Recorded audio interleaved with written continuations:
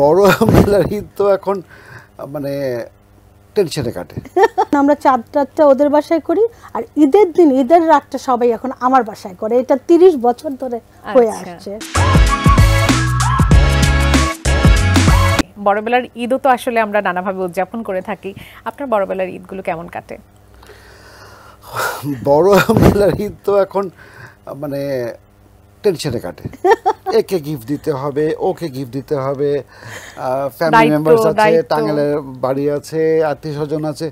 আসলে ঈদটা যতখানি প্রেশারটা আসে রোজার থেকে, যে প্রেশারটা আসলে আসে সাধারণত পুরো ঈদ রোজার মাসটা ঈদটা পুরো যখন সকালবেলা ঈদটা হলো চাঁদ রাত, তখন থেকেই ঈদের আমেজটা শুরু হয়ে যায়।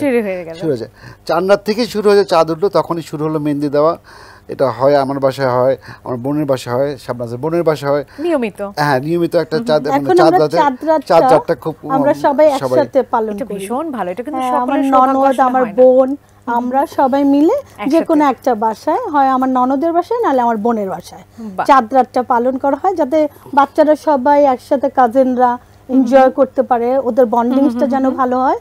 এই জন্য আমরা চাঁদ রাতটা ওদের বাসায় করি, আর ঈদের দিন ঈদের রাতটা সবাই এখন আমার বাসায় করে। এটা 30 বছর ধরে হয়ে আসছে। বাহ, এটা ভীষণ চমৎকার, ভীষণ চমৎকার। এই বন্ধন, এই আত্মীয়তা, এটা আসলে ধরে রাখাটাও তো অনেক বড় দুষ্কর ব্যাপার বর্তমান সময়ে। কাঠ ও পিভিসি ম্যাটেরিয়ালের সংমিশ্রণে তৈরি আধুনিক আরএফএল উডিডোর, কাঠের চেয়েও কঠোর। সেটাকে আপনারা উদযাপন করছেন একসাথে, এটা আসলেই অনেক বড় ব্যাপার। আমরা আসলে ছোটবেলার কথাও একটু একটু শুনবো, আবার বড়বেলায় ফিরে আসবো, আবার একটু ছোটবেলায় যাবো, আবার একটু বড়বেলায় ফিরে আসবো। কারণ ঈদের দিনটা তো আসলে এই জন্যই।